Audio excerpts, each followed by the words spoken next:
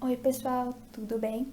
Eu sou a Gabriela Fernanda Silva e eu estou no primeiro semestre do curso de Arquitetura e Urbanismo. E nesse vídeo eu vou ter o intuito de explicar para vocês como foi a história do grafite e como o grafite em si afeta a cidade. Bora lá? Então vamos começar pelo significado da palavra grafite, que vem do italiano graffiti e significa escrever com carvão. E do grego, a palavra grafite vem da palavra grafien, que significa escrever. Nesse mesmo contexto, considerada a capital do grafite no Brasil, a cidade de São Paulo, é muito raro e muito inusitado não se deparar com muros ou até mesmo laterais de prédios inteiros pintados, decorados, enfeitados com arte. Mas nem sempre foi assim, porque desde a época da ditadura até 2011 era ilegal grafitar pela cidade. Mas por que isso? Porque proibir o grafite? Porque o grafite é uma expressão artística que tem a necessidade de opor alguma coisa, de expressar uma crítica em relação ao governo da cidade, às pessoas que vivem nela. Então vamos voltar no tempo, onde havia um Império Romano que dominava o Mediterrâneo. Nesse mesmo império, havia manifestações que eram feitas na parede como forma de protesto. Incrível, não? E dessa forma, a gente pode dizer que a arte do grafite, desde o surgimento até agora, ela se deparou com a necessidade de transgredir um sistema opressor. Então, no atual, agora no moderno que vivemos, com as grandes metrópoles, seja Nova York e muitas outras, em que o grafite está lá implementado. Há duas teorias que dizem ser verdadeiras, que falam da origem dos grafiteiros modernos. E para ser sincera, essas duas teorias elas se complementam. Agora, vamos para a primeira teoria da origem dos grafiteiros modernos. Há quem diga que o grafite se originou com o hip hop, uma cultura da periferia que originou nos guetos norte-americanos, que une o rap, o break e o grafite. Nos Estados Unidos, principalmente nos bairros pobres de Nova York, os moradores, impossibilitados financeiramente de participar dos eventos da cidade, eles realizavam a sua própria festa, a festa de rua, que era chamada de bailes black. Os promotores dessas festas, eram integrantes de gangues, que representavam e defendiam as gangues, porque havia muita rivalidade entre as gangues. Então, como eles conseguiam se comunicar sem que o inimigo soubesse de suas mensagens e seus códigos? Bem, os integrantes eles escreviam com letras ilegíveis, grandes, com grandes formatos, formas e cores. Desenhavam quase de forma incompreendível nos muros dos guetos. Então a gente pode dizer que era como se fosse um código secreto. E costuma-se dizer que esse código secreto se transformou em arte e conquistou o mundo. Bem legal, né? Mas que estilo era usado por esses grafiteiros das gangues? Bem, é chamado de White Style. E esse White Style são, na verdade, letras grandes, entrelaçadas entre si com muita cor e forma, o que dificulta a sua leitura. A outra teoria também afirma que o grafite também teria surgido lá em Nova York, e a partir de lá teria se espalhado pelo mundo.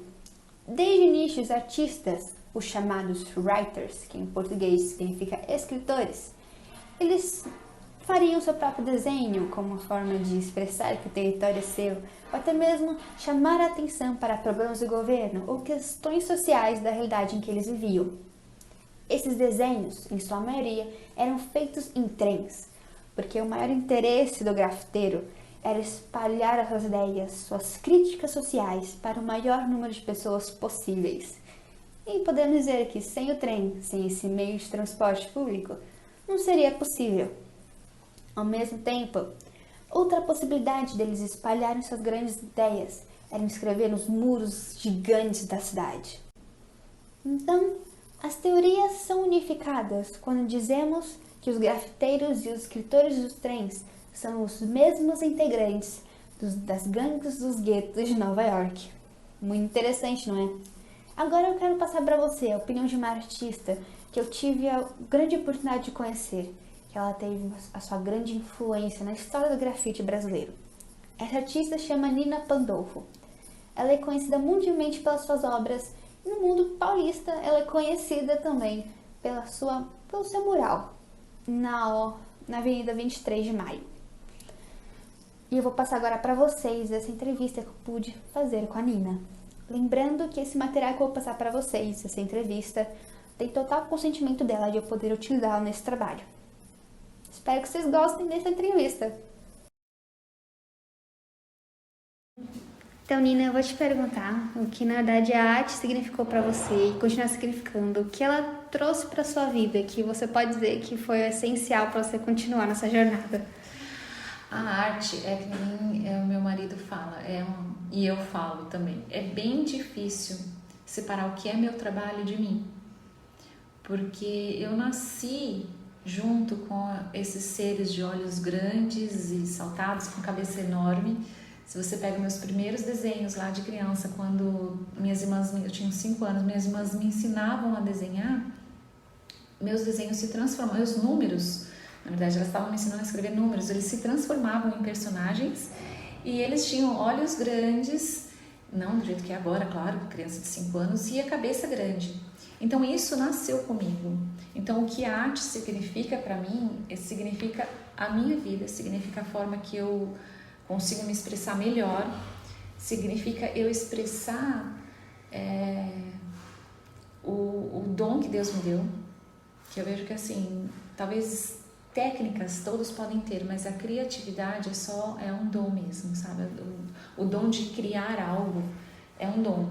A técnica todo mundo pode aprender, mas você inovar, você tá aperfeiçoando, você tá criando algo diferente é um dom. Então eu vejo que a arte é não só o meio que eu ganho a minha vida, né, que sai o meu recurso financeiro, mas é também de onde eu consigo expressar tudo que eu sinto, tudo que eu vejo, tudo que eu acredito e tudo que eu gostaria que acontecesse. Enfim, é uma das minhas linguagens de amor, é através do desenho e da pintura. Então a arte para mim é a minha vida. Isso é incrível, tá? E mais uma pergunta, como você acha que a arte em si, os grafites, os desenhos, seja até mesmo as projeções nas ruas, como elas influenciam na cidade de São Paulo? Olha, eu vejo que a arte, começando lá atrás, quando eu comecei em 92, ela mudava não somente a rotina de uma pessoa, porque as pessoas têm mania de falar, olha, chegando na casa verde ou no muro torto, você vira à direita. Então usa-se muito construções como ponto de referência para você direcionar a pessoa para algum lugar, né? Ah, você viu um portão caído, você viu uma casa de portão rosa, você vira. Então, arquitetonicamente, ela é usada como referência. A partir do momento que você coloca um grafite, que você coloca uma pintura ou enfim, uma intervenção de arte na cidade, você quebra aquela construção e ela começa a se tornar um ponto de arte, porque as pessoas vão usar a arte como referência. Olha, você viu o grafite da Joaninha, olha, você viu o grafite de uma letra azul, enfim, a arte começa a se tornar uma referência.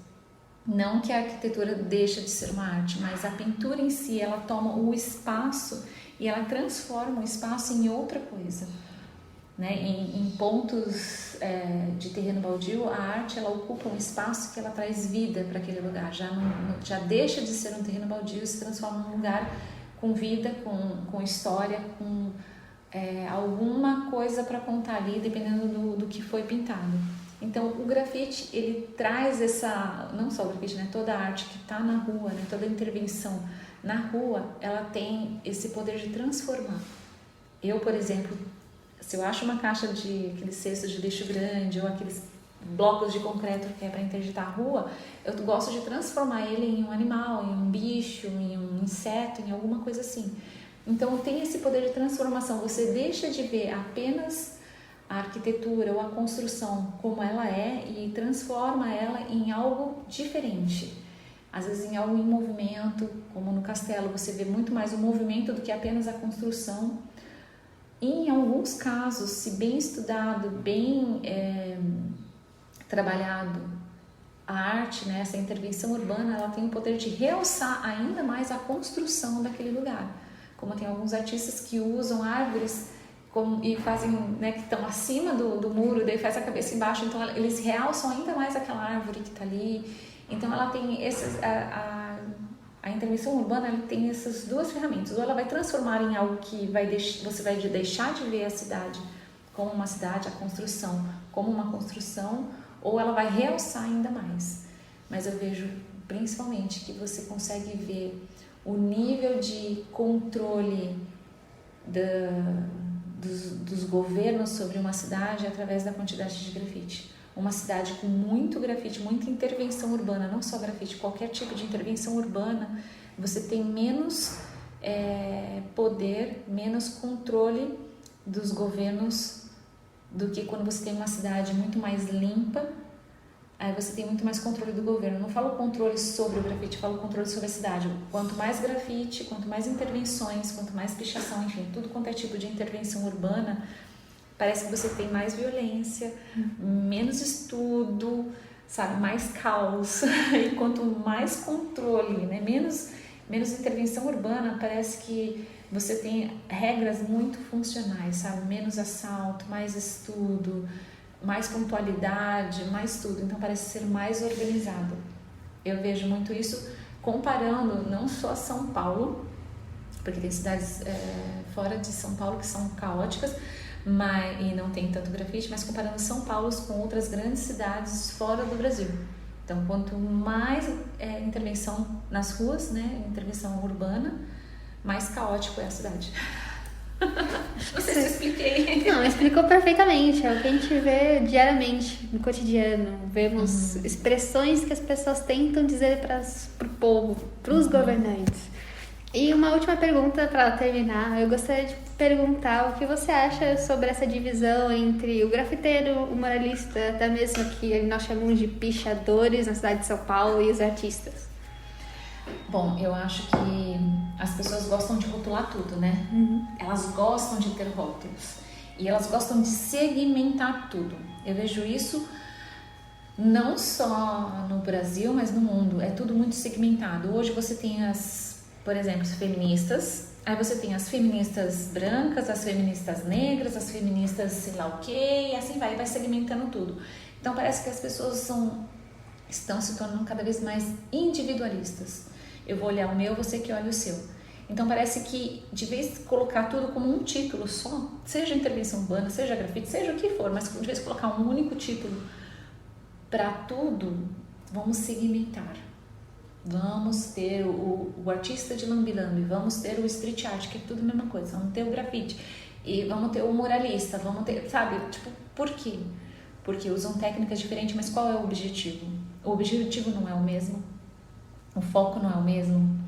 O grafiteiro pinta na rua para quê? O muralista pinta na rua para quê? Sabe?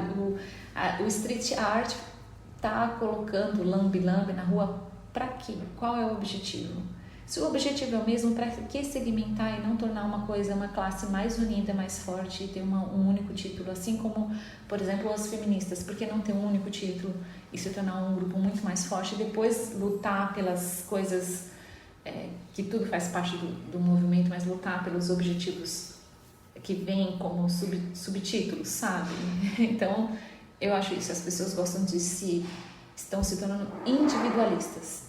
Enquanto nós, em 92, nós lutávamos para quem tem um Wild Style, quem tem um Subway Can, sabe? Quem tem um livro de grafite, vamos compartilhar. A gente saía na rua buscando compartilhar, não sei o quê. Parece que com a internet está fazendo com que as pessoas se tornem individuais e olhem apenas o seu. Então, eu não quero ser grafiteiro porque a história do grafite não tem a ver comigo, então eu vou ser um street art. Para mim, é isso. São pessoas que estão olhando muito individualistas, mas com o mesmo objetivo. Então, depois dessa experiência incrível com a Nina, eu deixo reflexão para você, meu espectador, em como a arte, o grafite, pode influenciar positivamente e negativamente uma cidade. Além disso, como há um preconceito, uma discriminação dentro do próprio mundo da arte, em relação àquelas artes, aquelas obras que são expostas em galerias e museus, e aquela arte presente nas ruas ao redor do mundo. Eu quero deixar claro que essa foi uma experiência que me fez mudar a minha visão de mundo, em como eu observei e como agora compreendo um pouco a pichação em que nós vemos na cidade de São Paulo. Porque o alfabeto usado pela pichação, por chamar de alfabeto picho, pode ser considerado por muitos grafiteiros e até mesmo artistas como o alfabeto da cidade de São Paulo. Mas lembrando, eu não tenho nenhum intuito de reformular os significados do que é grafite e como são as outras formas de arte que devem ser utilizadas. Pelo contrário, eu quero deixar para você, meu espectador, como nós observamos a cidade e como nós devemos mudar um pouco nossa visão em relação a ela. E também como, ao mesmo tempo, nós podemos respeitar outras formas de arte, seja elas expostas em galerias ou expostas ao redor do mundo nas ruas. Então é isso, pessoal. Espero que tenham gostado. Deixe o seu like aí e até já. Te vejo no próximo vídeo. Opa, ainda não acabou. Bem, vocês queriam, né? Vamos ser sinceros. Mas antes de acabar esse vídeo, eu quero deixar para vocês uma pequena cutucada no que vocês até mesmo, podem pesquisar na internet sobre como são as formas de fazer uma pichação, ou até mesmo fazer um grafite. E também como são as gírias e os termos que os grafiteiros usam entre si. Eu pesquisei um pouquinho, então eu quero deixar para vocês essa curiosidade. Pesquisem. E depois postem nas redes sociais, ou até mesmo deixe um pequeno comentário nesse vídeo do que vocês acharam. Mas agora eu quero dar uma olhada no acontecimento que ocorreu em 2018 com o artista Banks. Ele é mundialmente conhecido, vamos ser sinceros, pelas suas obras satíricas e críticas até mesmo de um governo. Então, esse acontecimento em 2018 foi quando Banks ele deu uma das suas obras para ser leiloadas em um dos leilões mais famosos de Londres. Obviamente, esse stencil, que é chamado, foi batizado de A Garota com um Balão, ou A Menina com um Balão. E quando ele foi arrematado, nada menos por 1,4 milhões de libras, um dispositivo eletrônico foi acionado e o desenho foi picotado instantaneamente. Banks queria criticar essa compra e venda, esse sistema consumista em que vivemos de arte. Não somente só de arte, obviamente. Mas podemos ver que mesmo depois de ser um ato crítico, um pouco social que Banks quer tratar, a obra duplicou de valor. Então, mesmo sendo um ato político que Banks queria retratar, podemos dizer que foi um tiro pela culatra. Ou melhor, ele foi picotado por esse sistema consumista em que vivemos. Agora, gente, é só. Espero que tenham gostado. Por favor, deixem seu like ou deixem algum comentário no que vocês recomendam. E é isso, gente. Muito obrigada por terem assistido. Até já!